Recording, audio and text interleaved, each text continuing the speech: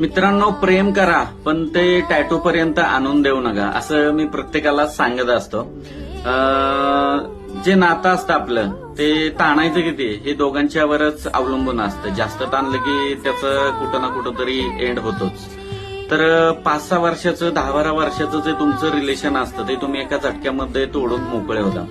पण त्याच्या मागे असलेल्या भावना, ते मागे असणारं दुःख, ते पेन काय होतं हे त्या हृदय तोडणाऱ्या व्यक्तीलाच माहिती असतं की ज्याने मनापासून प्रेम केलंय ते. सो आजचा टॅटू असाच आहे. 4 वर्षापूर्वी मीच त्यांचा टॅटू अल्फाबेटमध्ये केला होता आणि आज शेवटी त्यांचं नातं हे तुटलेलं आहे. तर सरांच्याच भाषेमध्ये ऐकूया. जेव्हा आपण टॅटू काढतो ना त्यावेळेस पूर्ण भावनेच्या भारत असतो. आपलं प्रेम असतं मुलीवर, त्या टायमिंगला आपण तो टॅटू काढून जातो. त्याच्यानंतर प्रेम राहतं नाही राहतं तो पुढचा प्रश्न असतो. ज्यावेळेस प्रेम संपल्याच्या नंतर तो टॅटू काढला असतो आपल्याला तो रिमूव्ह करायची बारी येते, म्हणजे वेळ येते की आता रिमूव्ह केला पाहिजे.